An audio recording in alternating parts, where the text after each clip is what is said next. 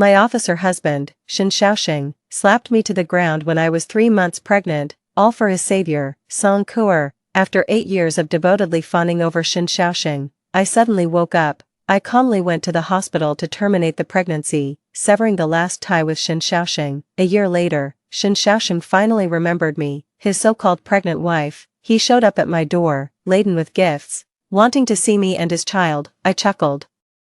You divorced me and married another woman, why would I keep your child around to torment myself? I was reborn on the day my military officer husband, Shin Shaoxing, gave all the money I'd saved for having a baby to his savior, Song Kuer, to buy appliances, watching a big color TV, refrigerator, and washing machine being moved into Song Kuer's house next door. I realized the money I'd saved for having a baby was gone. It hit me like a bolt from the blue. I went to find Shin Shaoxing to get some answers, only to see Song Kuer nestled delicately in his arms. Seeing my own husband so intimate with another woman, I was shaking with rage. I stepped forward to demand where my money had gone, and Song Kuer, still in Shin Shaoxing's arms, sweetly replied, Shaoxing gave all the money to me to buy appliances. Looking at Song Kuer's smug face, I was absolutely furious. How can you be so shameless? You don't earn your own money.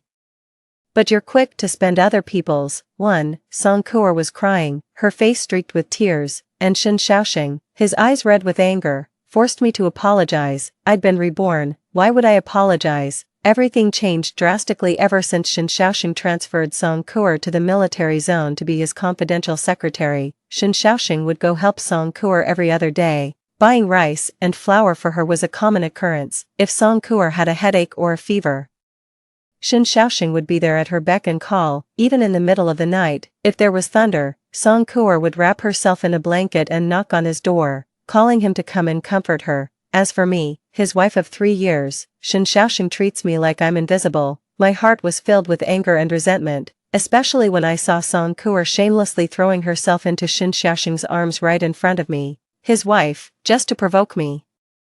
That made me even angrier. You two shameless cheats, carrying on with your illicit affair. I'm going to report you to the military district leaders. As soon as the words left my mouth, Shin Shaoxing exploded and slapped me hard across the face. The slap sent me sprawling to the floor, my head hitting Song Kuer's cabinet with a heavy thud. Blood gushed out, and as I lay there, a bizarre experience flooded my mind like a tide.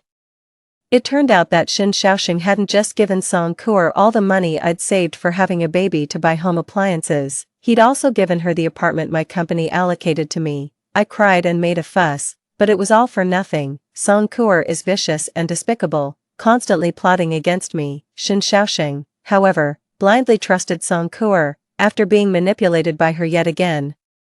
He used the excuse that his elderly and frail parents needed care to send me back to his hometown, thousands of miles away, to look after them. In the countryside, I toiled tirelessly, bearing children and caring for his parents, all while yearning for the day we'd be reunited. As Shin Shaoxing's career advanced, he never once considered bringing me back. It wasn't until his parents passed away, one after the other, that I went to find Shin Shaoxing and realized we had long since ceased to have any connection. From the moment he sent me back to the countryside, we were divorced and became strangers. After getting rid of me, he couldn't wait to marry Song Kuer, throwing a grand wedding for her. He and Song Kuer spent their days together, deeply in love forever. Since Song Kuer couldn't have children, the child I painstakingly raised became theirs. When I, old and haggard, showed up at their door, Shin Shaoxing avoided me, and Song Kuer brought my biological son to see me. The glamorous Song Kuer threw a wad of cash at me as if I were trash. Moon Yen Yen, for all these years, Shaoxing only used you as a free nanny.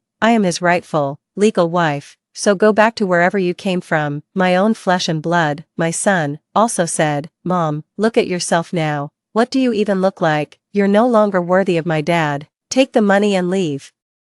I'll send you money every month for your retirement, but I have one condition. Don't ever appear in front of our family again. My whole life was a joke, used by others to pave their way. The man I loved treated me like a free nanny, and even my own son despised me. Overwhelmed by anger and grief, I coughed up blood and died. Scenes from my past life and the present flashed through my mind. I lay on the ground, staring intently at Shin Shaoxing and Song Kuer. Perhaps the hatred and fury in my eyes were too intense, because Shin Shaoxing, who was busy comforting a sobbing Song Kuer, finally spared a glance for me, lying on the ground and bleeding. Shen Xiaoxing froze, looking at me with half my face swollen and blood trickling from my forehead. He finally remembered I was pregnant. Shen Xiaoxing let go of the sobbing Song Kuer and came to help me. Hatred filled my heart, and I used all my strength to push his helping hand away. Get lost. Shen Xiaoxing didn't get lost. Instead, he helped me up from the ground. You're bleeding. I'll take you to the hospital to get it checked out. Didn't you hear me tell you to get out? If you hadn't been spouting nonsense, I wouldn't have laid a hand on you. I was furious just now, and this is all your fault. Let's go to the hospital to get your wound treated first. We can talk about apologies later, too. As he spoke, he ignored my struggles and forcibly scooped me into his arms, preparing to take me to the hospital. Just then, Song Kuer suddenly collapsed softly to the ground. Seeing Song Kuer faint, Shen Xiaoxing immediately let go of me and rushed to her side. Kuer, what's wrong? Wake up. Don't you know Kuer has a heart condition and can't be stressed? This is all your fault. He yelled at me, losing his composure, then shouted for the guards. Shaoli, drive her to the hospital immediately. Shen Xiaoxing, his face etched with anxiety, rushed out carrying Song Kuer. His bodyguard, Shaoli, heard the commotion and immediately pulled the car around. Shen Xiaoxing got into the car with Song Kuer and immediately told the bodyguard to drive, completely forgetting about me. Bleeding from my forehead, the car roared away. I wiped another trickle of blood from my forehead and stumbled back to my house next door. After bandaging my bleeding forehead in front of the mirror, I quietly began to recall my previous life. After Shen Xiaoxing hit me in my previous life, he also ignored me, bleeding, and only cared about Song Kuer, who was pretending to faint. Furious and resentful, I rushed to the hospital to cause a scene. The consequence was that Song Kuer suffered a heart attack and was hospitalized for half a month. Meanwhile, Shen Xiaoxing put me under house arrest. Because I was pregnant, Shen Xiaoxing didn't confine me, but he did arrange for guards to watch me 24 hours a day. That guard, Shaoli, was from the same hometown as Song Kuer, and they were clearly in cahoots. He was two-faced, deceiving his superiors and subordinates alike. He treated me very roughly, giving me only one meal a day, 2 rock-hard steamed buns and cold water. By the time Song Kuer was discharged, I was completely emaciated, nothing but skin and bones. Shaoli told Shen Xiaoxing that I was on a hunger strike and refusing to eat or drink, and Shen Xiaoxing believed him. He offered no comfort, only scolded me, saying I was unrepentant and should just die if I wanted to. He also warned me that a troublesome shrew like me wasn't fit to be his wife, and if I caused any more trouble, he'd divorce me. I was so madly in love with Shen Xiaoxing that the mention of divorce instantly terrified me. To prevent Shen Xiaoxing from divorcing me, I never dared to make a fuss again. My tolerance didn't change a thing. Song Kuer would provoke me every other day, flaunting how much Shen Xiaoxing cared for and loved her. Song Kuer's words infuriated me, and an argument with her was inevitable once again. Song Kuer set me up again. She rolled down the stairs herself and then accused me of pushing her. Song Kuer is in the hospital again. This time, she's claiming I pushed her, causing uterine damage that's left her infertile. I tried to explain to Shen Xiaoxing that I didn't push Song Kuer, that she was slandering me and staging the whole thing, but he didn't believe me. He told me I was facing jail time for intentional assault. I was terrified. Later, Shen Xiaoxing came to me again and said he'd pulled some strings so I wouldn't have to go to jail. Shen Xiaoxing told me to go back to the countryside to take care of his parents, saying he'd bring me back once I'd had a child and everything had settled down. I had no choice but to agree to Shen Xiaoxing's suggestion. On the day I left, he made me sign an apology agreement. I believe Shen Xiaoxing signed the so-called apology agreement, and then he sent me to the countryside. That was over 30 years ago. Initially, I planned to return to Shen Xiaoxing after giving birth, but his mother suffered a cerebral hemorrhage and was bedridden, needing care. I had no choice but to stay in the countryside to fulfill my filial duty to Shen Xiaoxing. In those 30 years, Shen Xiaoxing only came back a few times to visit his parents. He even took our son to live with him, claiming it was to lighten my burden. I didn't learn the truth until just before I died. The so-called apology agreement I signed back then was actually a divorce agreement. Less than 3 months after Shen Xiaoxing sent me to the countryside, he married Song Kuer. He even threw a grand wedding for Song Kuer, and from then on, they treated me like a free old servant, wasting over 30 years of my life. Thinking about all this makes my blood boil. If I get a do-over, Someone else can be their old servant. I'm done with this. Anyway, 3. I'm getting rid of this evil spawn inside me, and if Shin Shaoxing wants a divorce, I'll give it to him. In this life, I'm leaving these two scumbags and living my own life. Since I'm leaving, I need to plan ahead, to secure some benefits for myself. The money I had saved for having a baby has already been given by Shin Shaoxing to Song Kuer for home appliances. We don't have much money left at home now. But next month is Shin Shaoxing's birthday, and I prepared a watch as a gift for him. I can sell the watch first. Also, my salary hasn't been paid this month, and I won't be handing it over. And there are the gold rings I happily prepared when Shin Shaoxing and I got married. Shin Shaoxing thought they were childish and never wore them, so now it's convenient for me to take them out and sell them. With this calculation, I can get back about 1,000 yuan. Which is enough for my abortion and recovery. My top priority now is the apartment allocated by my workplace. In my previous life, Shin Shaoxing just gave it away to Song Kuer. That's not happening again this time. I need to sell the apartment quickly to get some money. Clutching my watch and gold ring, I rushed to my workplace, completely disregarding the injury on my head and my appearance. When I showed up looking like that, my boss was quite surprised and asked what was going on. I didn't say much, just told my boss, I'm short on cash right now. I'm planning to sell the apartment I was allocated, so could you please keep an eye out for potential buyers? The price is negotiable. I've always been the easygoing type at work, and I get along really well with both my boss and colleagues. After my boss agreed to help me look into it, I then went off to sell my watch and gold ring. The watch was brand new, never used.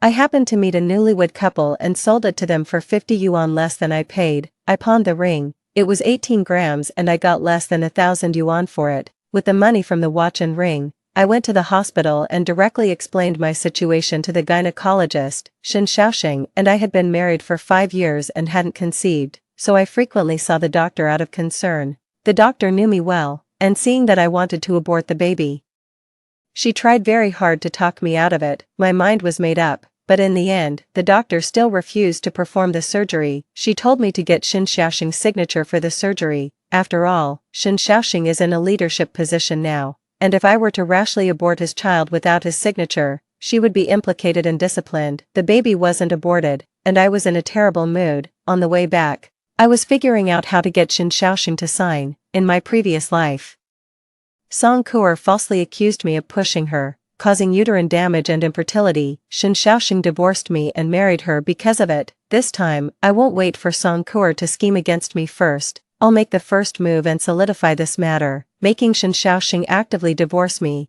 Once the divorce is finalized, that heartless bastard will naturally and rightfully become a pool of blood. Shin Shaoxing didn't get back until 9 p.m. By then, I had already eaten my fill, washed up, and was tucked into bed, half asleep. I felt something brushing against my face. A wave of inexplicable disgust and hatred washed over me, and I instinctively slapped it. The loud smack, and the stinging sensation in my palm, jolted me wide awake. A clear handprint was visible on one side of Shin Shaoxing's face. It was obvious I was the one who'd hit him. Shin Shaoxing's face was ashen as he stared at me. Mu Nian, are you out of your mind? I'd known Shin Shaoxing for 10 years, and I'd always been gentle, considerate, and eager to please him. You can imagine Shin Shaoxing's mood after suddenly getting slapped. I rubbed my tingling hand. I just fell asleep and dreamt I was being chased. I couldn't tell if it was a dream or reality, so I reacted. Shin Shaoxing naturally wouldn't believe my explanation, and I had no intention of making him believe me. He huffed, I just wanted to see what your injury looked like, and you pretended to be crazy and hit me. Mu Nian, you've really outdone yourself. I looked at the finger marks on his face and felt a pang of regret. I really wasn't pretending to be crazy. If I had known it was him touching my face, I should have slapped him a few more times. Over there. Shin Shaoxing saw that I wasn't speaking, and the anger on his face intensified. You actually fell asleep without waiting for me, and you didn't even make dinner. I thought you weren't coming back. And dinner, didn't you eat with Song Kuer? Don't you two usually have dinner together? A sheepish expression flickered across Shin Shaoxing's face. I shouldn't have hit you today. I was so angry and confused in the heat of the moment. Honestly, you went too far today. You knew I was just helping Song Kuer out of gratitude. You knew she had a heart condition, and you still said those things about her. He was still trying to lecture me. I stared coldly at Shin Shaoxing's handsome face. Before I realized the truth, before I knew he would do such heinous things to me, I could never get enough of his handsome facade. Now that I know what's coming, I find his face utterly repulsive. Seeing my silence, Shen Xiaoxing softened his tone.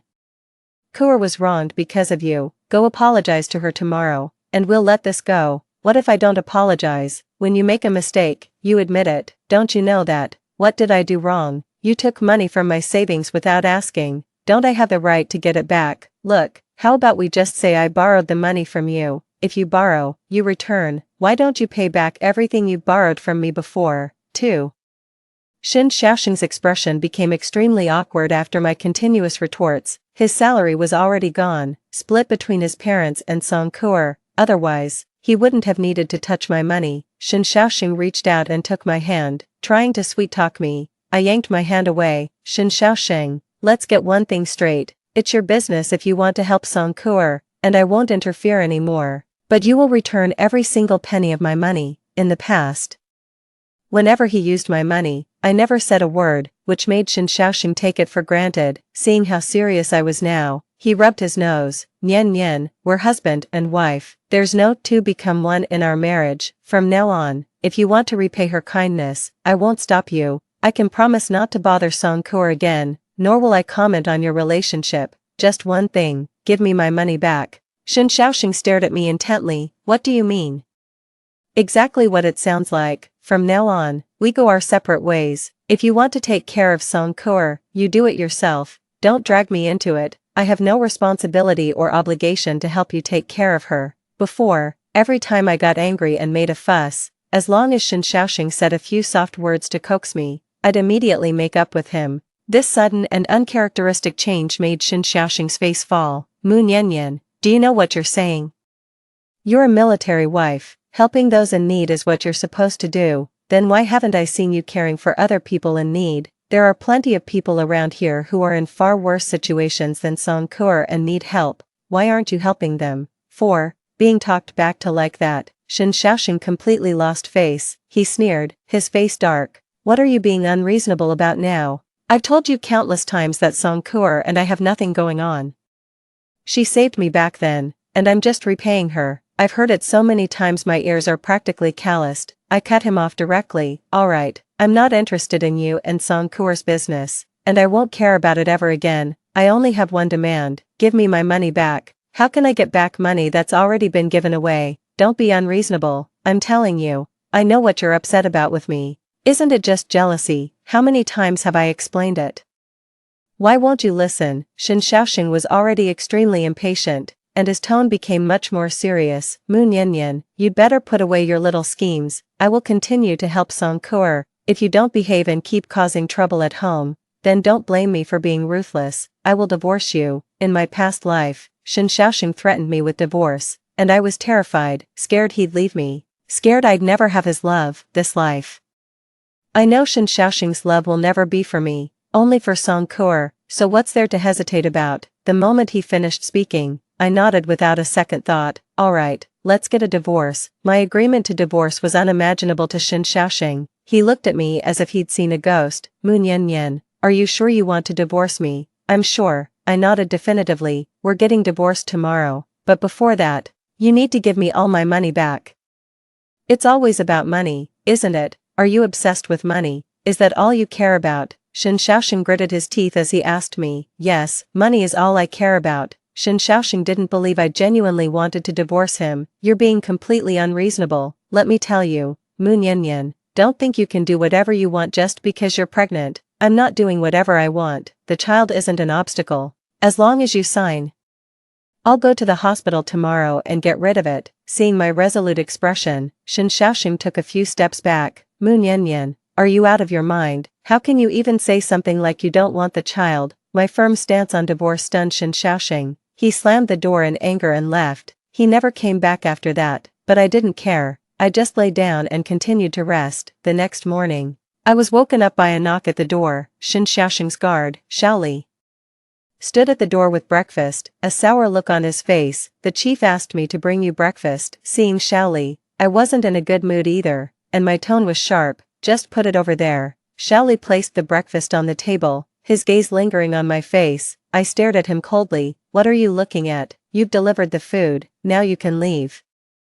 I've always been kind and approachable, never putting on airs, so much so that Shin Xiaoxing's guards always saw me as a pushover, especially this Xiao Li. He's from the same hometown as Song Kuo and completely loyal to her, always subtly targeting me. Seeing me suddenly act so assertively, Xiao Li was startled, then immediately became furious. What's with your attitude? Last night, you got jealous and kicked the chief out to sleep in his office, and today, even with him humbling himself like this, you're still not backing down. I'm telling you, Mu Niannian, you'd better rein it in. Don't piss off the chief, you'll regret it when he comes after you. Are you threatening me? Who do you think you are? Just a dog by Song Kuo's side, and you think you're hot stuff. I'm warning you, be more respectful, piss me off, and I'll expose all the dirty secrets between you and Song Kuo. As my words hung in the air, Little Li's face went pale.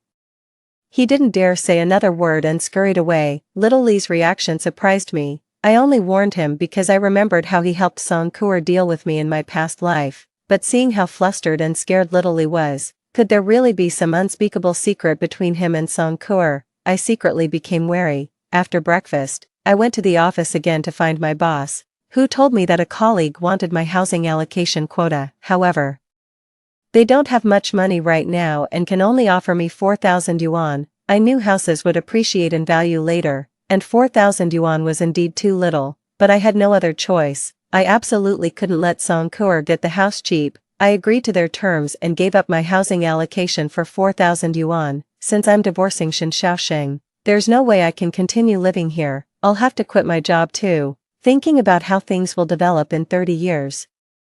I secretly started forming a plan. I need to get out of here, head south to do business, and be among the first to get rich. With my plans in mind, I soon arrived home. Pushing open the door, I found Song Kuo sitting in my living room. Seeing me, Song Kuo gave a sarcastic smile. Well, look who finally decided to show up. Mr. Busybody, what are you doing here? Just came to check on you. Xiaoxing beat you black and blue, and you're bleeding. As your neighbor, I had to come see you.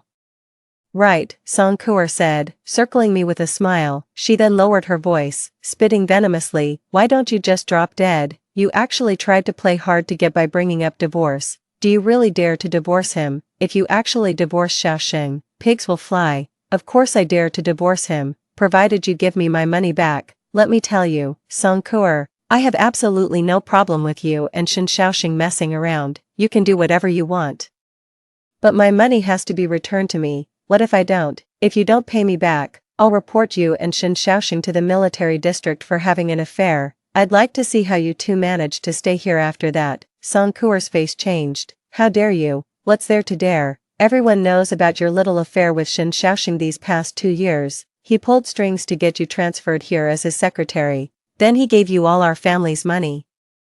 You used my money to buy appliances, clothes, jewelry, and to live the high life. All the neighbors saw it. As soon as the organization investigates, your sordid affair with Shin Xiaoxing will be exposed. Xiaoxing was just helping me. Are you crippled? Are you a dying invalid? I sneered. There are so many people around who need help more than you do. Why would Shin Xiaoxing help only you and no one else? You two are alone. A man and a woman, engaging in illicit affairs. The public's eyes are sharp. Everyone sees it clearly. Song Kuo was a little scared. What exactly do you want? Do you know this will ruin Xiaoxing? 5. I know. What's that got to do with me? I sneered, looking at Song Kuo. You've got 3 days. Give me back my money, or you and Shin Xiaoxing will be utterly ruined. Song Kuo left in a huff, throwing threats over her shoulder and telling me to wait, and wait I will, with bated breath, if I don't provoke her a little. How else will she make her move sooner? I'm just waiting for Song Kuo's dirty tricks. This time, we'll see who bites the dust faster. The next 2 days were pretty quiet. Shin Xiaoxing stayed in the army dorms and didn't come back. I know he's waiting for me to go apologize and make up with him. Yeah, right, like that's gonna happen. I don't have time to deal with him. I've been busy taking care of things. Since I'm breaking up with Shin Xiaoxing for good, I'm certainly not going to make things easy for him and Song Kuo. I sold everything I bought for the house that could be sold. Anything that couldn't be sold, I gave away. I gave the new clothes I bought, along with the sweater I knitted for Shin Xiaoxing, to Director Zhang's wife from the East End. She was so grateful she held my hand and chatted with me. Sister-in-law Zhang asked me, hasn't your commander Shin been home these past few days? I nodded. And Sister Zhang looked at me with sympathy. Nian Nian, you're a good person. And good people often get taken advantage of. There are some things I don't want to say, but I just can't stand to see you being treated like this. That Songkur, she's no good, you need to be careful around her. I know, I don't care anymore, let them do whatever they want, it has nothing to do with me, but you're pregnant. Even if it's just for the sake of your baby, you need to look out for yourself. And sometimes, no matter how much you tolerate and sacrifice, they still might not leave you alone. Sister Zhang's words hit home. In my past life, wasn't I always the one who gave in and sacrificed for others, only to be taken advantage of in the end? I nodded. Sister Zhang, thank you for the warning, I'll be careful. Even a cornered rabbit will bite, let alone a person. If they push me too far, I won't make it easy for them. Seeing that I was listening, Sister Zhang lowered her voice. You need to watch out for that little Li next to Chief Shen, his relationship with Songkur isn't normal. As soon as I heard that, I immediately pressed, what do you mean, not normal? Sister Zhang, I won't hide it from you, that little Li is a real piece of work, he's been helping Songkur bully me, thinking I'm an easy target. When she heard me say that, Sister Zhang's expression turned a bit serious, she lowered her voice and said, that Xiaoli and Songkur are having an affair.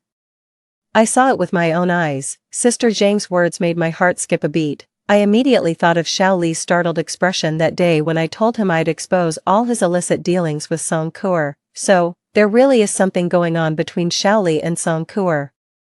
But doesn't Songkur like Shen Xiaoxing? Why would she get involved with Xiaoli? I immediately asked Auntie Zhang, how did Songkur end up with Xiaoli, the guard? I always thought she was trying to hook up with Shen Xiaoxing. I wouldn't know about that, but I'm not lying. When Songkur first arrived, I personally saw Xiaoli coming out of her house in the middle of the night, not just once, but several times. Back then, I thought they were dating.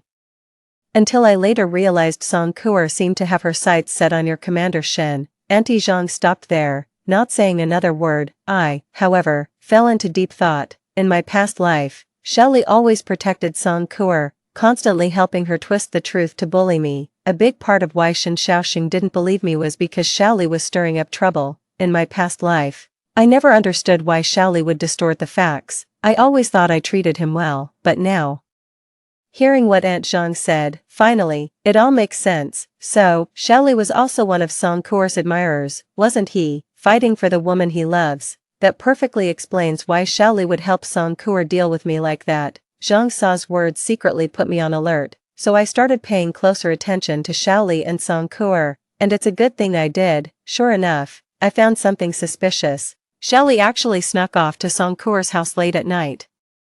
I'm not sure if they're having an affair, but a man and a woman alone together in the middle of the night definitely doesn't bode well. The helpless and pathetic way they manipulated me in my past life, it made hatred bubble up inside me. I'm going to make that scummy pair pay. I grabbed a basin and a stick from inside the house. I stood by Songkur's door and started banging hard, yelling as I hit. 6. Thief, catch the thief.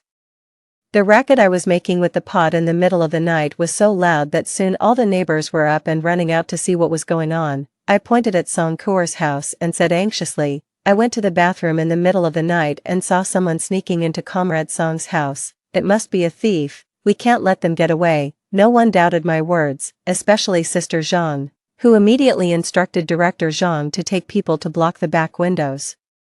The others followed me, squatting by the front door and making a ruckus. After a while of commotion, the door finally opened. Songkur and Xiaoli appeared before everyone. I deliberately raised my voice. Oh, it's Xiaoli. What are you doing at Comrade Song's house in the middle of the night? I have something to discuss with Comrade Song. Xiaoli stammered in response. Something to discuss. What couldn't be said during the day that needs to be said at 2 in the morning? Yeah. What could possibly be so important to talk about in the middle of the night? You two aren't. Aunt Zhang raised her voice, and Songkur immediately denied. We have no relationship whatsoever. Xiaoli was just worried about my health and came to check on me. Who would believe that? Nobody bought it. Someone deliberately piped up. Could Comrade Song and Xiaoli be dating? Dating is perfectly normal. No need to be so secretive about it. No, we're not dating. Songkur glared at me with venomous eyes, vehemently denying any relationship with Xiaoli, and Xiaoli also denied it, insisting that he was just worried about the sick Songkur and came to check on her out of concern. The commotion finally died down when Shen Xiaoxing arrived and dispersed the noisy crowd. Once Shen Xiaoxing gave the order, the onlookers scattered. and I lost interest in watching, so I prepared to leave. Seeing her protector arrive, Song Kuer immediately burst into tears. Xiaoxing, Xiaoli, and I are completely innocent. He was just worried about me and came to bring me medicine. I can't believe Comrade Mu would slander us like this. With Song Kuer's tears, Xiaoli also started to protest his innocence. Shen Xiaoxing, his face dark, reprimanded me. All you ever do is stir up trouble. Why can't you ever do something productive? Do you have any idea how much stress you're putting on people? I sneered. I just saw someone sneaking into Comrade Song's house in the middle of the night and got worried, so I called for help. Is that really so wrong? Besides, you have so many guards. Why is it that no one else sneaks into Comrade Song's house in the dead of night, except for Little Li? At my words, both Little Li and Song Kuer's faces changed, and Shen Xiaoxing's expression turned suspicious. He's no fool, otherwise, he wouldn't have climbed to such a high position.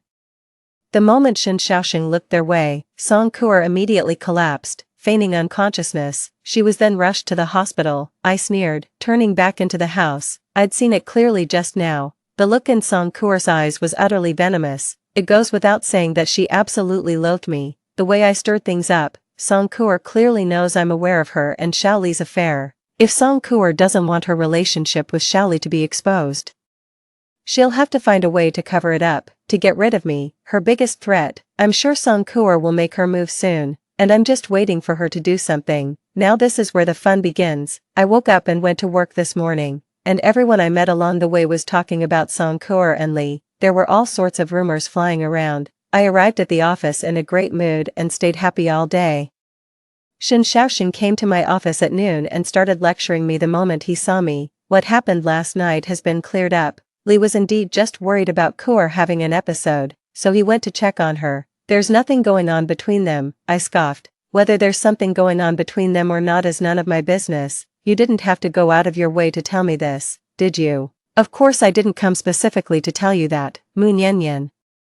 You've been completely out of line lately, haven't you? To get back at Kuer, you actually tried to slander her by implying she had an improper relationship with Li. Did you even consider how much damage that could do to a woman's reputation? I actually laughed. I was so mad. When did I ever slander them? I just saw someone sneaking into Song Kuer's house and thought they were a thief, that's all. If Xiaoli was really just worried about Song Kuer and wanted to check on her, couldn't he have just knocked on the door like a normal person? Why act all shifty, like a thief? 7. True love. Indeed, Shen Xiaoxing was still defending Song Kuer. Xiaoli didn't want to disturb the neighbors. That's why he didn't knock. But you, staying up late at night, just staring at Song Kuer, what exactly are you trying to do? I'm warning you, I haven't settled things with you from last time. Don't you dare cause any more trouble.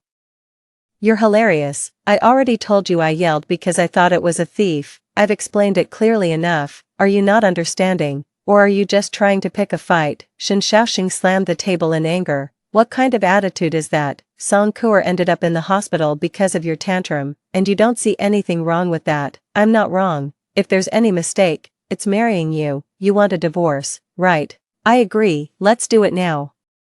You can go live with whoever you want, but before we divorce, you have to give me my money back. Shen Xiaoxing still thought I was the old, timid Mu Nianyan, who only had eyes for him, and he actually glared at me. I wasn't going to put up with him. He wants to make a scene. We'll see whose reputation gets ruined. I started crying, my voice growing louder as I yelled. I've been saving for years to prepare for a baby. And you gave all that money to Song Kuer for home appliances.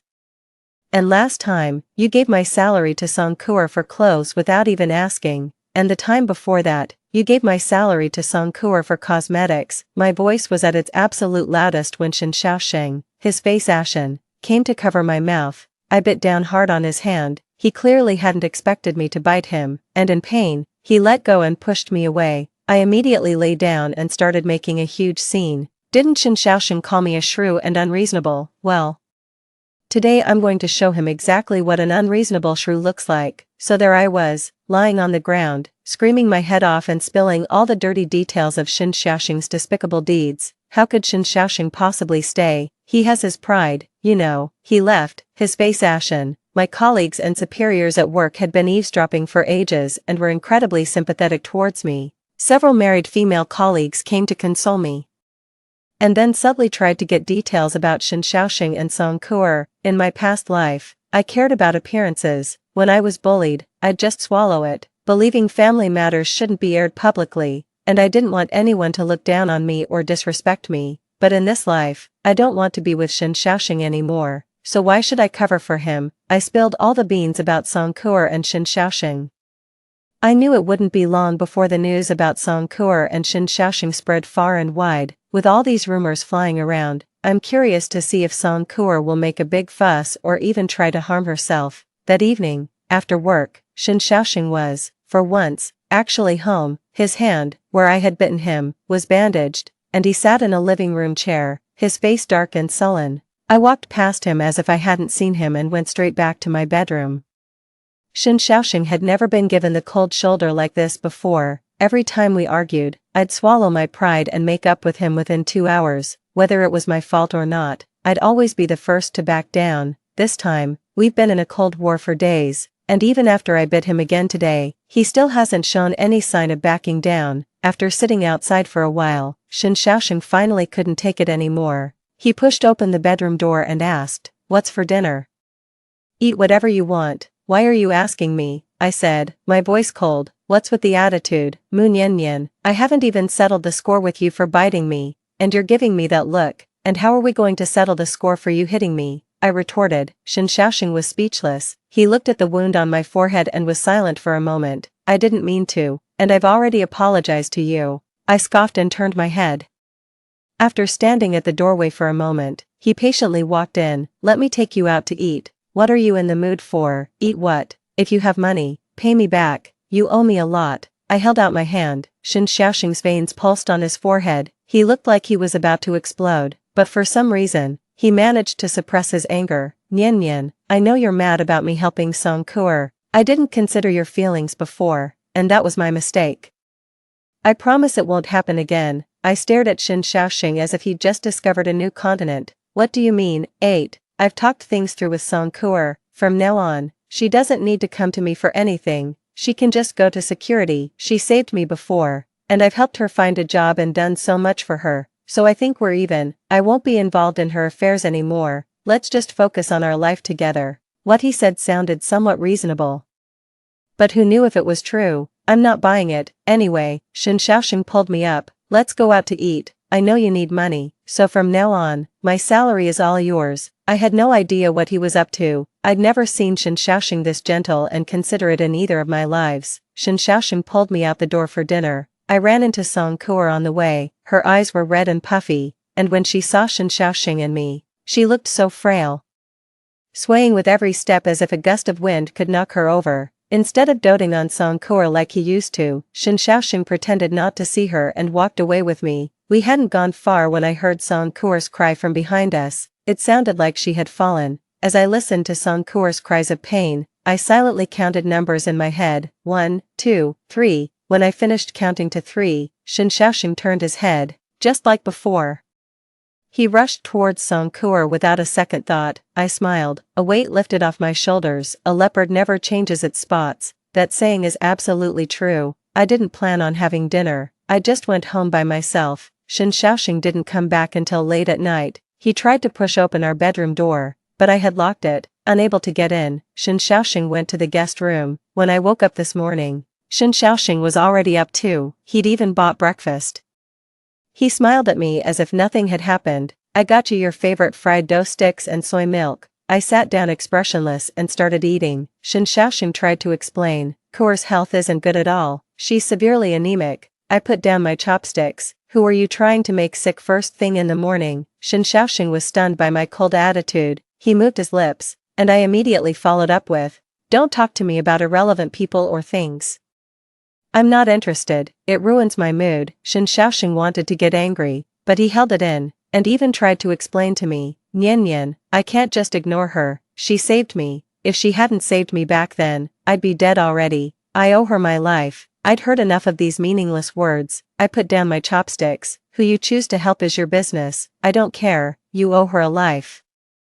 But you don't need to keep bringing it up. If you're really torn, then just marry her. I'm ready to go to the Civil Affairs Bureau with you anytime, anywhere." With that, I got up and left. Shin Xiaoxing sat there, watching my retreating back. I had no idea what he was thinking. Whatever he was thinking had nothing to do with me. After all, before this, in my previous life, he had neglected and abandoned me just like that. After work in the evening, Shin Shaoxing came to my office to pick me up. He bought groceries and cooked dinner himself, only to realize while cooking that a lot of things were missing. All the pots, pans, and dishes I bought were gone. Only the ones Shin Shaoxing bought himself were left. He looked like he'd discovered a new continent, saying, "Nian Nian, it seems like a lot of things are missing from our home, right? I had too much stuff I wasn't using, so I gave some of it away." "Oh, really?"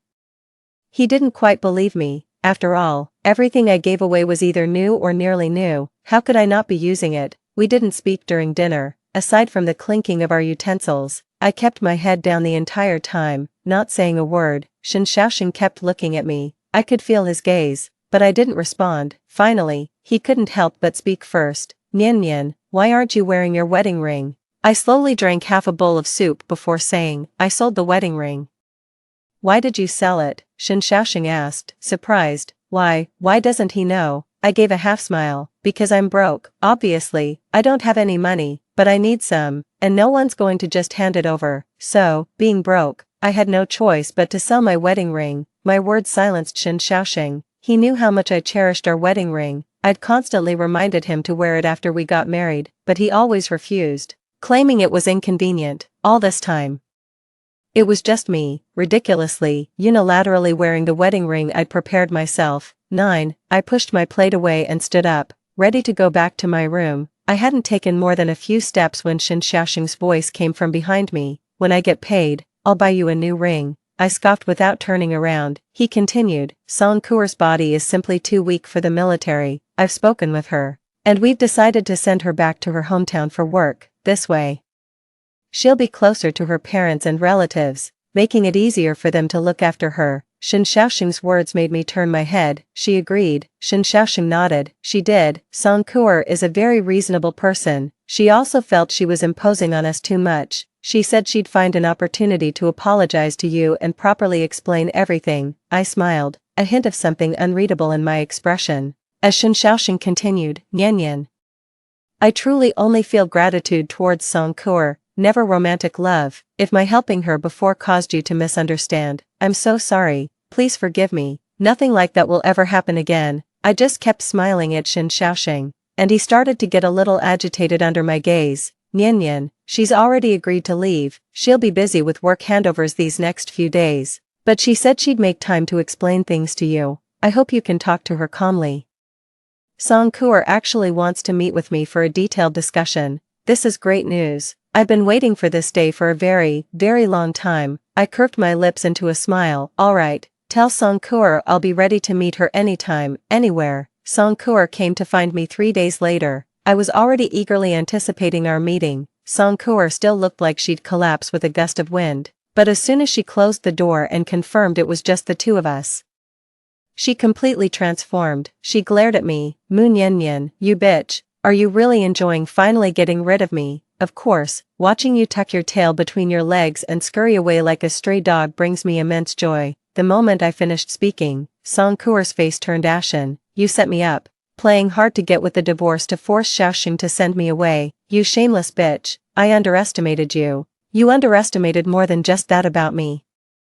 I have many other things you don't know about. Shall I tell you all about them in detail?" I smiled at her. "I know about you and Shelley hooking up and cheating. I know you've got your eye on Shin Shaoxing and want to seduce him. I know you're planning to scheme against me. You came prepared with quite a few tricks today, didn't you?" You, how did you know?" Song Kuer was startled by my frankness. Her arrogance instantly vanished, and she started stammering.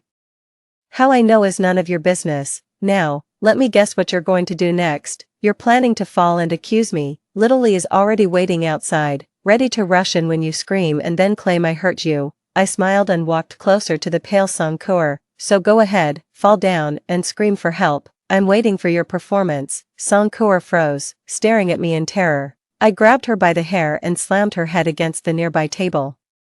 Song Kuer opened her mouth to scream, but a rag was swiftly and forcefully shoved into it. I casually picked up the brick I'd prepared earlier and repeatedly smashed it into Song Kuer's stomach. Didn't she falsely accuse me of pushing her? causing her to lose her uterus and become infertile in her last life. I'll make sure she gets what she wants in this life. I fiercely struck Song Kuer's stomach, blow after blow. I watched her face contort and change color, saw blood flow from beneath her.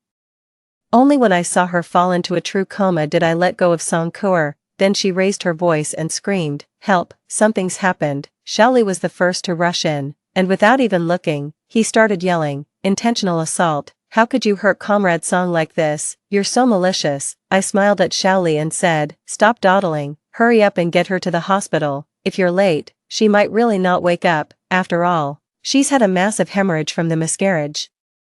And losing the baby could mean losing her uterus too." "You, how did you know?" Xiaoli was stunned. "How I know is none of your business. Just listen to me and take her to the hospital. Any later and she'll die. You don't want people to know you're the father of the baby in her belly, do you?" Xiaoli, pale and trembling, picked up Song Kuer, who was bleeding profusely, and rushed to the hospital. I followed them. Song Kuer's uterus could not be saved, it was removed. Just like in my previous life, Xiaoli stayed outside the operating room the entire time, his face ashen. I watched Xiaoli, arms crossed, a smile on my face the whole time. After several hours of surgery, Song Kuer was wheeled out of the operating room, still unconscious. I asked Xiaoli with a smile, "Aren't you going to inform your commander? Given Song Kuer's current condition, your commander must be extremely anxious. How about I watch over Song Kuer for you, and you personally go and inform Shen Xiaosheng?" How could Xiaoli dare to inform Shen Xiaosheng? He immediately dropped to his knees in front of me. I looked at Xiaoli and said coldly, "Now you're scared. Why weren't you scared when you were having fun with Song Kuer? And you still thought you could frame me and turn things around. You're dreaming." Xiaoli kept kowtowing, his head bleeding, as I coldly watched this despicable and shameless person. Only after seeing him bleeding from the head did I slowly call out, "Stop, what do you plan to do about this?" "I'll make sure Kuer leaves here. I promise she'll give up any thoughts and never bother you and the chief again." "Oh really?" I chuckled a few times. "No, how can you leave? Song Kuer can't leave." "Please." Xiaoli was about to kowtow again, but I waved my hand to stop him. "I have a way to make all your wishes come true." When I got home, Shen Xiaosheng was still cooking in the kitchen. For the past 3 days, he's been like a different person, making dinner every night. Seeing me return, Shen Xiaosheng smiled at me and said, "Give me 2 minutes. Dinner will be ready soon." 10. I poured myself a glass of water and slowly drank it, while Shen Xiaosheng was busy setting out the dishes. He served me a big bowl of rice. "Eat up, pregnant women have big appetites. You'll need to eat 2 bowls from now on." I took the bowl without a word and started eating, while Shen Xiaosheng diligently put food on my plate. After eating most of a bowl in silence, Shen Xiaosheng finally spoke. Nian Nian, has Song Kuer come to see you?" "I've already looked." I nodded. "What did you two talk about?" "Nothing much," I said, continuing to eat. Shen Xiaosheng didn't get the answer he wanted. So he tried a different approach, asking me, "Did she say when she's leaving?" "You'll have to ask her about that. I have no idea." After I finished speaking, Shen Xiaosheng's expression froze a little. I continued eating, head down. I knew Shen Xiaosheng must have looked for Song Kuer, but hadn't found her. Since he couldn't find her, he naturally wouldn't know what Song Kuer had told me. He was worried, which is why he came to pump me for information. Honestly, he was genuinely worried about Song Kuer. What a shame, I sighed inwardly. Outside, I heard a car, and soon Xiaoli rushed in. "Commander, something's happened. Comrade Song is in trouble." Shen Xiaosheng shot to his feet. I also put down my chopsticks and looked at him. Shen Xiaosheng didn't look at me. His gaze was fixed on Xiaoli, on her injured forehead. His expression was incredibly grim. "What happened?" Xiaoli didn't dare to look at me. Lowering her head and pretending to wipe away tears, "Something very serious. Her uterus was removed, and she's currently in a coma at the hospital." "Commander, Comrade Song, she's just too tragic." Hearing Xiaoli's words, Shen Xiaosheng looked utterly disbelieving. "How is that possible? How could something like this happen out of nowhere?" "Commander, you should go to the hospital right away." As Xiaoli finished speaking, Shen Xiaosheng started to leave. When he reached the door, I coughed. And he stopped when he heard my voice. "Nian Nian, I'm going to the hospital to see Song Kuer. I'll be back soon." I looked at Shen Xiaosheng, enunciating each word. "Shen Xiaosheng, have you thought this through?" "Nian Nian, this isn't the time to act on impulse. Kuer had an accident and is unconscious. I have to go see her and find out what happened." Since Shen Xiaosheng had made his own decision, it was out of my hands. I nodded, no longer stopping him. Shin Shaoxing never came back after he left. I calmly washed up and went to bed. Before going to sleep, I checked my money. I only had 5,000 yuan. That's nowhere near enough if I want to go south and start a business. The next morning, I was startled awake from a dream. I opened my eyes to see Shin Shaoxing already rushing to my bedside. He grabbed my collar and yanked me out of bed. You're so vicious, Mu Nianyan. How can you be so malicious and shameless? Why would you do this to Song Kuer? She was already leaving. Why couldn't you just let her go? Shin Shaoxing's grip on my hand was incredibly strong, making it hard for me to breathe. I clawed at his hand a few times until he winced in pain and finally let go. Mu Nianyan, you've disappointed me so much. After doing something so heinous, you can just wait to rot in jail. I didn't say a word, just stared at Shin Shaoxing indifferently. Only after his tirade ended did I finally speak. You don't want to hear my explanation. 11. Explain what? You did such a terrible thing to her, caused her such harm. As a woman, don't you know the pain of not being able to have children? You make it impossible for me to forgive you. Fine, then don't forgive me. Shin Shaoxing, if I did something wrong, just send me to jail. You're incorrigible, absolutely incorrigible. Don't you feel even a shred of guilt or regret right now? How innocent is Song Kuer? He kept yelling at me for a long time until he was completely exhausted and couldn't go on. Mu Nianyan, what are you going to do now? What's your plan? Let the police handle everything. If you leave it to the police, you're finished. Mu Nianyan, this is a crime, and you'll be sentenced. Fine, go ahead and sentence me. I'm not afraid anyway. You're absolutely incorrigible. Shin Shaoxing roared, kicking over a chair in frustration. He hit the wall a few more times. I watched him with a cold gaze, waiting for him to speak first. He was the one who initiated our divorce in the last life, and it'll probably be the same this time. As expected, after Shin Shaoxing vented his anger for a while, he quieted down. Nianyan, I don't want you to go to jail. Do you understand? I don't want you to go to jail. Yeah, I don't want to go to jail either. I nodded. You made a mistake this time, and you have to admit it. Go apologize to Song Kuer sincerely, and then just apologize. I pressed. Of course not. You hurt Song Kuer, and that's a big deal. You can't just do nothing and not make amends. How do you need me to make amends? You go hide in the countryside for a while. I'll calm Song Kuer down. Just stay hidden for a bit, and I'll bring you back once I've smoothed things over with her. The exact same words as in my previous life. He completely avoided the topic of divorce, made me sign a letter of apology, and told me to go back to the countryside to rest during my pregnancy and only return once everything had blown over. I couldn't help but laugh. Alright, I promise. Shin Shaoxing's apology letter was quickly delivered for my signature. I knew it was the divorce agreement, so I signed it without even looking. Shin Shaoxing visibly relaxed after I signed. Nianyan, pack your things, I'll take you away. I nodded. I don't have any money. Can you give me my money? Shin Shaoxing agreed. I have no idea where he got the money. Probably borrowed it. Anyway, that very evening, he brought me back 2,000 yuan. I tucked the money into my pocket, keeping it close. On the day I left, Shaoli brought me another 3,000. This was my money that Song Kuer had originally swindled from Shin Shaoxing, now that it was returned to its rightful owner. I accepted it without any hesitation. The day I left, Shin Shaoxing was supposed to drive me home himself, but something came up last minute and he flaked on me. That's probably for the best. I had no intention of going back to his hometown to be his slave. Now that the divorce was final, dealing with the miscarriage would be much simpler. I went to the hospital to get rid of the unwanted pregnancy. Then after a month of recovery, I took 10,000 yuan and headed south by bus. The days of hustling on my own have been a mix of pain and joy, but living for myself makes me give it my all. I'm not afraid of hardship or exhaustion. All I care about is making money. After a year of hard work out there, I finally managed to secure my own shop, purely through my own efforts. While wholesaling goods, I ran into someone I'd met before, a distant cousin from Shin Shaoxing's hometown, someone I'd only met once. Shin Shaoxing's distant cousin looked at me in utter surprise.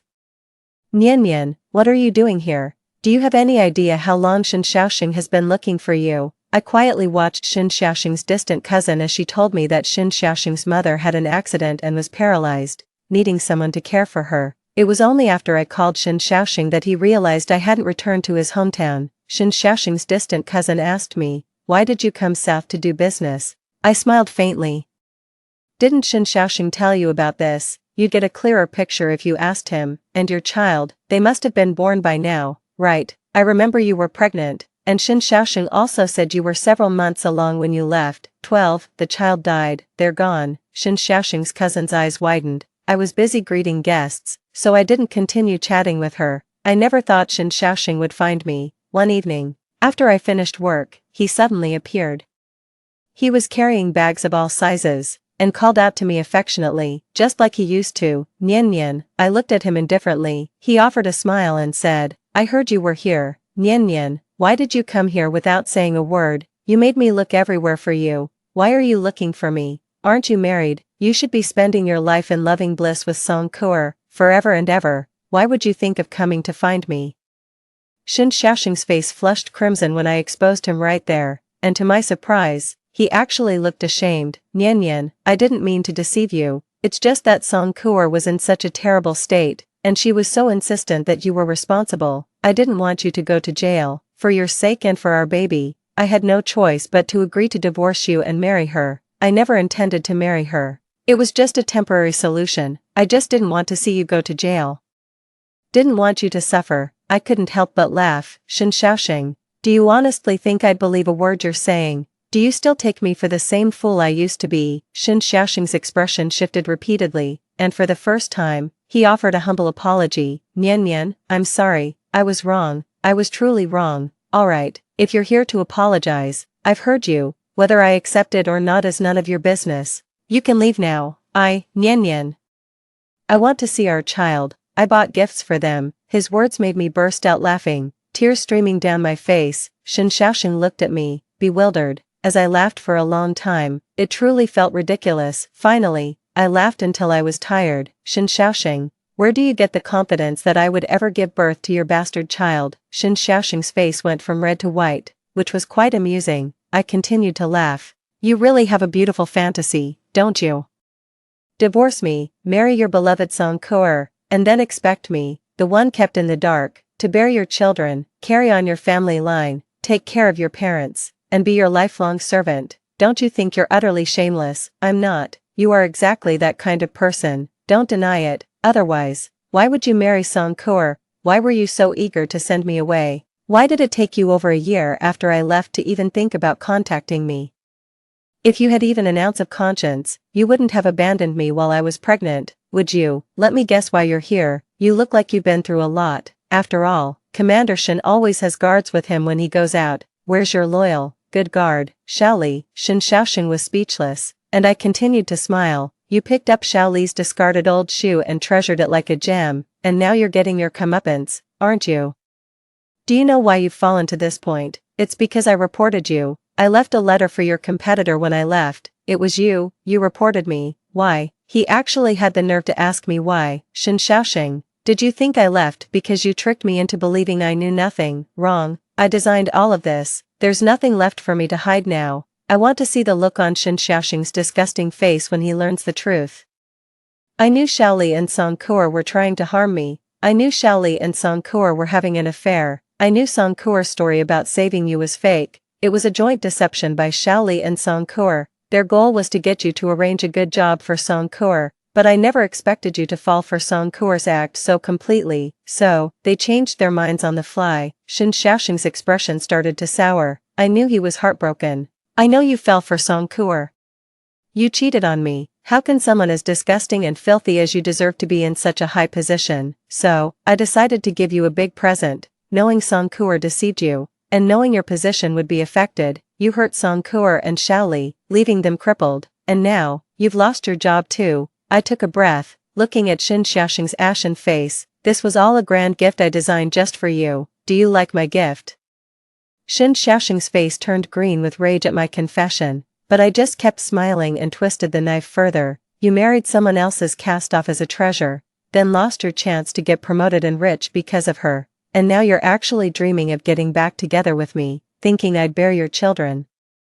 What makes you think that? Your big ego. Shin Xiaoxing, furious, jumped up to hit me, but I wasn't going to let him. He's hitting me. Help, assault. While yelling, I gave him a hard kick right in the groin. Shin Xiaoxing doubled over in pain, and people around, hearing my cries for help, started to gather. I accused Shin Xiaoxing of molesting me, and soon, some kind-hearted people dragged him to the police station. Shin Xiaoxing, Once at the top of his game. Used to be incredibly successful, but now that he's down and out, no one's going to put up with him. He was fined, reprimanded, and detained for a night before being released, slinking away in disgrace. He lost his job, everything he had, and then his mother at home had another accident. Shen Xiaoxing still wanted me to be his sugar mommy, thinking I loved him and would fall for his sweet talk, but I've been reborn. There's no way I'd jump back into that hellhole. Shen Xiaoxing didn't leave. He stayed around, and seeing my business doing well, he even thought he could win me back, but fate had other plans. One rainy night, he was hit by a car and lost both his legs. Shen Xiaoxing is now a cripple, destined to spend the rest of his life in a wheelchair. This is his karma. He tried everything, asking everyone he knew, just to get me to see him. I've already witnessed his downfall, and I'm perfectly satisfied. There's no need to put myself through that again. From now on, I'll live my best life, and he can wallow in his misery. It's perfect this way. Story 2. My best friend urged me to confess to my childhood friend at the class reunion, but in reality, the two of them were already together. She just wanted to embarrass me in public. As a result, I ended up confessing to the school bully who had secretly loved me in our past life but never expressed it. School bully. Surprise. The school beauty has been reborn. 1. While waiting for the elevator at the KTV with Shentang, there were boys constantly looking our way. Isn't that the school beauty? Wen Xiao. She looks even prettier in person. She must be a goddess, right? I dream of having a girlfriend like her. I really want to ask for her contact info, but she's too beautiful. I don't dare. Shentang stood next to me with a poker face, but the fist hidden in his sleeve was clenched tightly. Suddenly, I realized that she must have been dissatisfied with me for a long time. It wasn't until she saw a familiar figure that Shentang excitedly called out, "Gu Xian, over here, here I come." Tang Tang. Gu Xian hastened his steps with a smile. As he approached, I discreetly stepped back 2 paces without making a sound. I didn't even glance at him. Gu Xian paused slightly. Normally, without him saying anything, I would have gone up to him. Despite his obvious impatience with me, Gu Xian. Qiao Qiao has something to say to you tonight. Right, Qiao Qiao. Shentang nudged me with her elbow, signaling me to speak, but I pushed her hand away instead. I know Gu Xian. I turned my head to look the other way. 3 boys were walking over. Sun Ge also came tonight. Sun Ge, your new sports car is really cool. When can I drive it? Our Sun Ge just woke up and doesn't want to talk. He didn't plan to come, but he must have received some news. Hee. My gaze then fell on the boy called Sun Ge. He looked like he had just woken up, his black hair messy over his forehead, one hand casually pocketed, the other idly twirling a car key. Only when our eyes met did his body stiffen momentarily, his eyes slowly lifting, but he quickly avoided my gaze. Zhu Xuanran, good evening, I initiated. The people around us were somewhat surprised. School bully Zhu Xuanran and school beauty Wen Qiao seemed to have never interacted before. Could it be they knew each other? Zhu Xuanran also paused, his voice hoarse as he slowly said, "Yeah, good evening." The 2 boys beside him exchanged meaningful looks, tilting their heads to the side and snickering secretly. Wen Qiao. Gu Xian looked at me with that impatient demeanor, as if it were his right. When did you get to know Zhu Xuanran? As if to lecture me as before, but this time, I wouldn't comply. I rolled my eyes. What's it to you? Gu Xian pursed his lips as he looked at me. His eyes deep. Qiao Qiao, how can you talk like that? Shentang was the first to come out in defense of Gu Xian. Gu Xian is looking out for you. He doesn't want you to associate with that kind of person. Why are you so aggressive? What kind of person? I stared at her. Someone who acts one way to your face but another behind your back, or someone full of lies and deceit. Don't get me wrong, I'm talking about you. Gu Xian and I were childhood friends. And after becoming best friends with Shentang, I naturally introduced him to her. Despite knowing my feelings for Gu Xian, she flirted with him behind my back while persuading me to pursue him. Even though I felt Gu Xian's inexplicably cold and annoyed attitude towards me, I never imagined it would be the doing of my so-called best friend. Shentang didn't expect me to defend Zhu Xuanran. She hurriedly tried to pull me aside to remind me not to forget to confess to Gu Xian. But I swiftly withdrew my arm from her grasp. Shentang, caught off guard by her own excessive force, nearly fell, but Gu Xian quickly caught her with concern. This time, his gaze was so intense, it was as if he wanted to tear me apart. Wen Qiao, what are you doing? Apologize to Tang Tang, he demanded, his voice harsh and loud enough to draw the attention of those around us. he glared at me fiercely, advancing step by step. I found myself retreating under his pressure, but in the next second, I backed into a firm chest, a pleasant scent of sandalwood enveloping me. Instinctively, I turned, my forehead bumping against the nose of a young man. He steadied me by the arms, directing me to face Gu Xian, his palms broad and warm. Zhu Xuanran spoke indifferently, pausing between each word, such a fierce voice, just like my dog at home. He was standing up for me, too. I remember in my previous life at this time, I was reduced to tears by Gu Xian, secretly turning away to wipe them. Zhu Xuanran was idly chatting with his buddies not far away, yet his eyes remained fixed on me. His brows were furrowed tightly, his hand pressed against the wall, veins bulging. That night ended with me being humiliated and rejected by Gu Xian, crying as I ran back to the dorm. The next day, I heard from classmates that Gu Xian had been severely beaten the night before and was hospitalized. It seems it was this young master who had acted. Brother Sun, don't say that. Your Tibetan Mastiff looks much more spirited than this guy. I can attest to that, and it's worth much more too, said Zhu Xuanran's follower, swaying over and quickly drawing the attention of everyone around. The elevator doors were open, but no one dared to enter. What, looking for a fight? Gu Xian asked coldly. No, Zhu Xuanran corrected, a fight implies both sides are equal. But I can crush you single-handedly. I believed Zhu Xuanran was not exaggerating. With that in mind, I politely stepped aside. Mr. Zhu, after you. Gu Xian, come on, we're all classmates here. It's all a misunderstanding. Shintang, frightened, quickly pushed Gu Xian toward the stairwell. She didn't forget to signal to me. Xiao, don't be temperamental. Remember why we came here tonight. I really wanted to slap her. In my previous life, influenced by Shintang, I confessed to Gu Xian and was publicly rejected. He then took Shintang's hand and announced their relationship, branding me as the other woman. Overnight, I went from the envied school beauty to a laughingstock and object of ridicule. Later, I developed depression and dropped out of school. During my illness, I often received anonymous encouraging letters. The handwriting was neat, with just a few simple words. Keep going. Someone is always here. Each letter came with a blue bellflower. Only after my accidental death did I discover that all those letters and flowers were from Zhu Xuanran, the boy who used to blush every time he saw me, whom I had never noticed before. Thinking of the past life, emotions welled up, causing my shoulders to tremble slightly. Zhu Xuanran seemed to sense my distress, hesitantly calling out my name. Wen Qiao. His tone sounded ordinary, but I detected an unprecedented tenderness. I snapped back to reality. The elevator is here. I nodded and immediately walked towards the elevator. Be careful. I didn't notice the elevator doors were closing when Zhu Xuanran swiftly moved forward and held the door open for me. While someone exclaimed dramatically nearby, I bumped into the young man's arms, and in that moment, I could hear my heartbeat racing. His hand was still pressed against the door frame. He was facing slightly away from me, his eyebrows slightly furrowed, his nose prominent, and his lips a bright red. I couldn't help but marvel at how someone could remain so fair and have such tender skin despite playing soccer and fighting in all weathers on the playground. Lost in these thoughts, I arrived at the top floor lobby. The classmates who had arrived early had the music blaring, but when they saw Zhu Xuanran's stern face, they quietly turned down the volume. Actually, I don't think Zhu Xuanran was in a bad mood. It's just that he looks quite intimidating even when expressionless. Jojo, come over here. Shintang beckoned me to sit with them. Gu Xian was also staring straight at me. In the past, whenever he looked at me, I would definitely go over to him, but times have changed. Now, I sit wherever Zhu Xuanran and his guys sit. The two guys seemed quite flattered. What day is it today that the school beauty would sit with us? The guys over there must be green with envy. Zhu Xuanran's mouth twitched, and he held back a smile as he slapped one of the boys on the head. Watch your language.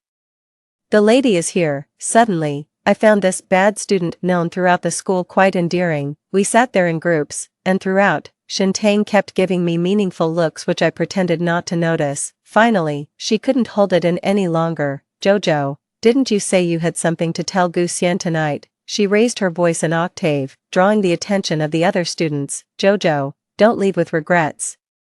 Speak out everything you've been holding back for years about Gu Xian tonight. I want to know too. The amount of information in her words was quite substantial, sparking gossip among the classmates. I nodded with a smile. Yes, I do have something I want to say in front of everyone tonight. I didn't miss the extremely excited yet envious look in Shintang's eyes. "Jojo, go ahead," she could hardly contain herself. Her voice trembling with excitement. Gu Xian looked at me coldly, his face full of annoyance. In the silent atmosphere, I stood up, walked in front of Zhu Xuanran, and spoke loudly. "Zhu Xuanran, I've liked you for a long time, will you be my boyfriend?" The room erupted in amazement. It was as if a depth charge had been dropped, and the place immediately boiled over. Damn, Zhu Xuanran's guy was so shocked he bumped into him. The boy seemed petrified. A flush quickly climbed up his pale face from his ears. He looked at me, his Adam's apple bobbing, and a glint flickered in his dark eyes. "Are you serious?" he asked in a hoarse voice. "Of course," I smiled broadly. "What?" Shintang screamed, no longer bothering to pretend as she rushed up to me. "Jojo, how can you confess to Zhu Xuanran? Weren't you going to confess to Gu Xian?" Gu Xian. Seeing Zhu Xuanran's gaze dim, I turned around, and saw Gu Xian had also stood up from the couch, his face terribly dark. I chuckled lightly. "Why would I confess to him? He's not my type at all." Gu Xian. I had never seen such a look in his eyes before. Astonishment, shock, pain, disbelief, all sorts of complex emotions flashed by as he walked over. "What are you doing, Gu Xian?" Shintang almost instinctively grabbed his hand. I laughed and said, "Shintang, I should really thank you for persistently encouraging me to like him, but isn't he your boyfriend, right, Gu Xian?" I looked at Gu Xian, who responded in his usual nonchalant manner. "No."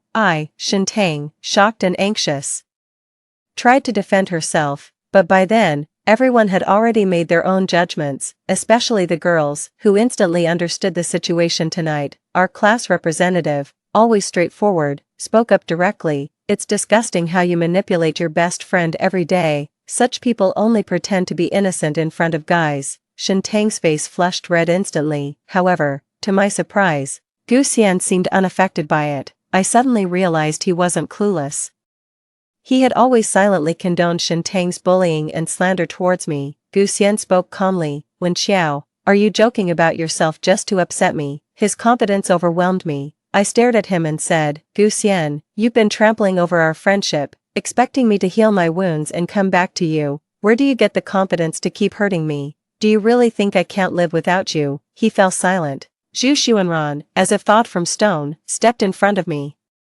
His earlobes were as red as ripe cherries. "Whether she's joking or not, she has nothing to do with you now." "But I was serious," I said innocently, blinking. The next second, I pulled Zhu Xuanran by the shoulders to face me and kissed him. Zhu Xuanran's eyes widened, the classmates froze, then erupted into cheers. "Can I really watch this for free? Help, this perfect match, my goddess." It turns out the only one who matches the school beauty in looks is Zhu Xuanran. While I kissed him, his breathing stopped. A faint scar at the corner of his eye was now hidden in the shadow of his long lashes. Zhu Xuanran looked at me in shock, his long lashes not even blinking. This only piqued my interest further. He had no idea how attractive his eyes were. It was like teasing an innocent young man. I gently caressed his lips and whispered, "Zhu Xuanran, why do you blush so easily? Don't you know how to kiss your girlfriend?" His face turned even redder. The young man reached out, grasped the back of my head, and deepened the kiss. This was my first kiss in 2 lifetimes, and I never expected to be so forward. It was impulsive. Seeing him, I just wanted to kiss him. Is this what it feels like to actually start a romance? It seems quite sweet.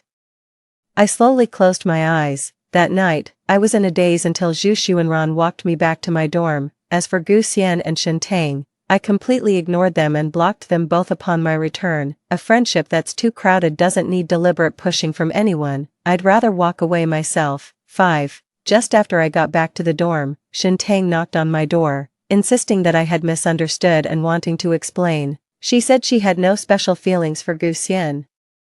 Her tone intensified as she asked, Xiao, do you really not like Gu Xian anymore? Didn't you say you liked how handsome and mature he is? Aren't you childhood sweethearts?" I understood that Shintang couldn't accept that the only thing she thought she had over me was already discarded by me. Her feelings for Gu Xian might not be love, but rather a desire to compete with me. Xiao, can you come out and talk?" Shintang persisted outside, knocking until my roommate sent her away. My gaze stayed fixed on my phone screen, my lips curving into a smile. Zhu Xuanran had just added me on his contact list tonight, asking groggily, "Are we really together? I'm very innocent, don't lie to me." I burst out laughing. I found a couple of profile pictures and sent them to him. Zhu Xuanran skillfully made the change. He said, "I'm still a bit excited," I said with a smile. "Don't be too excited. We'll go to class together tomorrow. Good night, my boyfriend." "Okay, good night, my girlfriend." It was only later that I heard from his roommate that he was more than just a bit excited. That night, he nearly tore his dorm apart, running into the hallway and shouting, "Wen Xiao is my girlfriend," until the early hours of the morning. No one dared to stop him. He only stopped when he lost his voice. Then he took a cold shower and, still unable to contain his excitement, went to the track to run laps. 6. That night, I put down my phone and lay in bed, struggling to fall asleep for a long time. During the period I took a break from school in my previous life, I mostly spent my time taking medication and seeing doctors. I was no longer the envy of others. In the past, I was an excellent student and talented in singing and dancing, recognized as the versatile school beauty and a role model for underclassmen. After I fell from grace, it seemed like everyone had forgotten me, except for him. Zhu Xuanran would never abandon Wen Xiao. Because of him, slowly, no one dared to talk about me behind my back. Even at the new school beauty contest, Zhu Xuanran officially voted by writing my name. On the day of the school vote, I was sitting by the window at home, contemplating for the umpteenth time whether to jump. My mother, trembling, ran into my room with her phone and said, "Daughter, look, your classmates haven't forgotten you. This male student is holding your name." In the live video, at the vast voting scene, Zhu Xuanran wore a black suit he seldom wore, looking solemn and out of place, walking alone to the front under everyone's gaze. He seemed to disregard everyone present, always indifferent to anything. He solemnly placed the sign with Wen Xiao written on it onto the table. That lone, singular vote shone brighter than any other name. In that moment, the sun splashed around, and the young man looked at the sign in his hand, his lips curling up. "Forgive my bluntness, but this school beauty contest is unnecessary. The gap is too wide." The host, caught off guard by this turn of events, hesitated and asked, "Zhu, are you sure?" "Absolutely sure." The young man slightly looked up at the camera, smiling confidently. When Zhu Xuanran sets his sights on someone, he will choose her over and over again, 1,000 times, 10,000 times, until I die. I stared blankly at the screen, suddenly remembering the person who anonymously wrote letters to encourage me. On one of the letters, there was a drawing of a girl holding a comically looking little dog wearing black clothes and sporting a scar below its eye. On the back, it read, "The little dog will never abandon you, forever fervent and loyal." Remembering the comical appearance of the little dog in the drawing, I couldn't help but laugh. It seemed to be the first time I had laughed since falling ill. My mother, shocked and excited, watched as I finally showed the emotions a normal person should have. She stood there, unsure what to do, and after a while, she came over crying and hugged me. "Now that I have been reborn, I will never let down anyone who likes me, nor will I let anyone easily destroy me." 7. The next morning, Zhu Xuanran and I walked hand in hand across the campus, attracting glances from passers-by. Zhu Xuanran's usually stubborn and rebellious bangs hung down naturally today, complementing his dark, large eyes, giving him a strangely well-behaved look. Suddenly, I really wanted to kiss him. Just then, we passed a child eating a candied haw, his large eyes exceptionally bright and adorable. I was instantly captivated. I shyly pointed at him and said to Zhu Xuanran, "Look, I want one like that too. I want to have a child like that with you." I didn't have the courage to say the rest. I figured a combination of genes with Zhu Xuanran couldn't be too bad, right? Ideally, having both a son and a daughter, with the son taking after him and the daughter after me. Zhu Xuanran nodded in sudden realization. "I get it now. I promise, whatever others have, you'll have too." He looked around, then let go of my hand and ran off to the side. "Where are you going?" I was stunned. The young man didn't look back and quickened his pace. "Wait for me. I'll bring you some candied hawthorn sticks right back." "Zhu Xuanran, can you be any more straightforward?" I simply sat down on a bench by the roadside and played with my phone while waiting for him. I was engrossed in a game when I heard footsteps that were neither light nor heavy stop in front of me. "Is that you, Zhu-sun?" The smile on my face vanished in an instant, and Gu Xian, rarely seen smiling, was holding a steaming, fragrant bag of xiaolongbao. "You haven't had dinner yet, right? Here, your favorite nanchang xiaolong." He handed me the bag, but with a gesture, I knocked the bag out of his hand. "Gu Xian, do you know, I've died once before, both physically and spiritually." What I can't allow myself to do is make the same mistake again. Sorry, my boyfriend will be taking me out to dinner in a bit. I paused, then thinking about not littering, bent down to pick up the bag and neatly threw it into the trash can.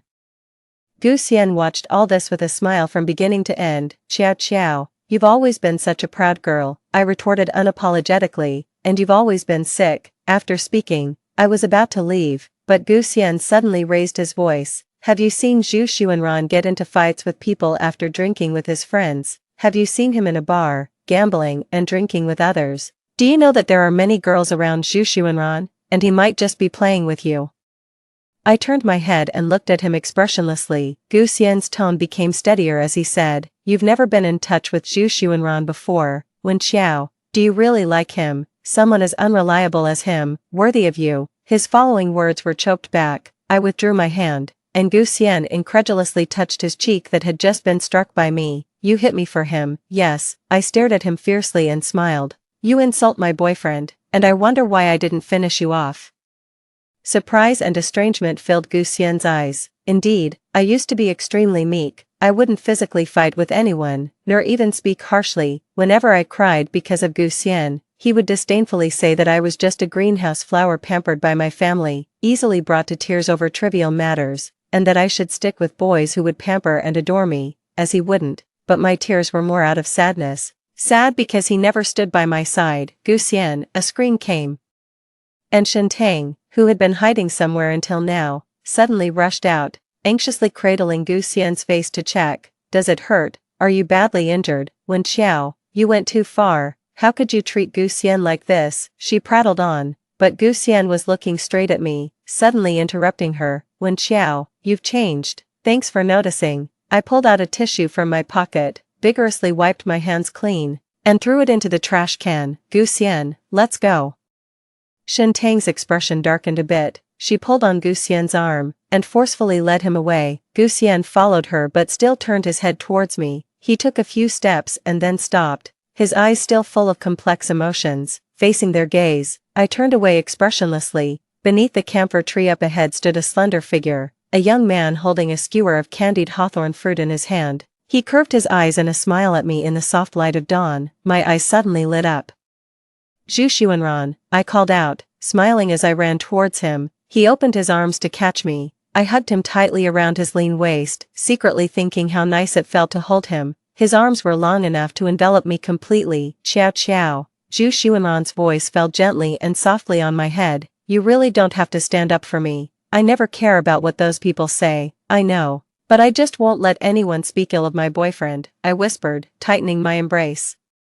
Just as countless times before, when I watched Gu Xian and Shen Tang walking away together, this time I boldly took Zhu Xuanran's hand in front of them, clinging to his arm like a human charm, letting him feed me the candied hawthorn as we walked toward the cafeteria. It's just showing off a bit when you've found someone you like. It comes naturally. During lunch, I overheard a girl at the next table commenting, who would have thought Zhu Xuanran could smile, and he looks quite good when he does. Her friend immediately nudged her. Hey, he's already taken. He and Qiao Qiao, the school beauty, really make a great pair. That morning, since there were no classes in Zhu Xuanran's computer science department, he followed me to mine. It was a small class, not many people, and everyone perked up a bit with Zhu Xuanran's arrival. But what caused even more of a stir was the appearance of another school tough girl, Ding Luoyan, who used to hang out with Zhu Xuanran frequently. She had taken a break from school recently, and everyone thought she wouldn't be appearing at school anytime soon. Ding Luoyan had dyed her hair black and for the first time let down her usually tied-up high ponytail, accentuating her already sharp chin. She was dressed in a chic white outfit today, the top open to reveal a sexy bandeau inside, causing the nearby boys to blush and unable to look directly at her. Suddenly I remembered. Ding Luoyan had also been voted the beauty of the computer science department, but later she preferred to dress like a tomboy and hung out with Zhu Xuanran and the others. Seeing me and Zhu Xuanran walk in, Ding Luoyan bluntly said, "Wow, brother Sun is also attending classes." Zhu Xuanran didn't even glance at her and pulled me by the hand to sit in the back. Ding Luoyan laughed, turning her head with a cheeky smile. "Isn't that a bit much, just because I confessed and you rejected me?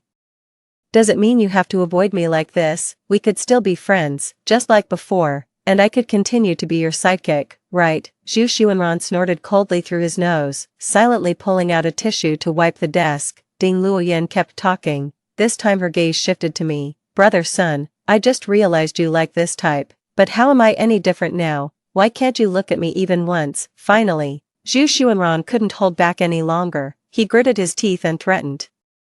Ding Luoyan, I don't want to be harsh to girls, but you better behave yourself. Alright, Ding Luoyan giggled and then turned to flip through a comic book on the table. Love and indifference are indeed very clear, if I'm not mistaken. The comic book Ding Luoyan was looking at was of Zhu Xuanran's favorite style. Meanwhile, Zhu Xuanran was frowning at my calculus textbook, putting on a serious face as if pondering the problems. Do you know how to solve this problem? I teasingly leaned over to him. Zhu Xuanran glanced at me, his cheeks immediately turning red. He nodded and then shook his head. Then I'll explain it to you. I winked at him, and his blush deepened. He's really cute. I barely held back my laughter as I took a pen to demonstrate the problem for him. When I finished explaining and looked up, I found him hurriedly averting his eyes. Zhu Xuanran, I said, pretending to be stern. Were you looking at your textbook just now, or were you looking at me? He glanced at me and then cast his eyes down like a guilty puppy. Looking at you, Zhu Xuanran, if you keep staring at me like that, the teacher is going to scold you. He blinked nonchalantly and said, I'd still choose to look at you. That image flashed through my mind again, a girl walking ahead, leading a puppy, which gazed continuously at her back. Zhu Xuanran, this time, I won't let you down again. As the class ended, Zhu Xuanran was called out by a boy who said he needed to talk. As soon as he left, Ding Luoyan came over and sat beside me. Without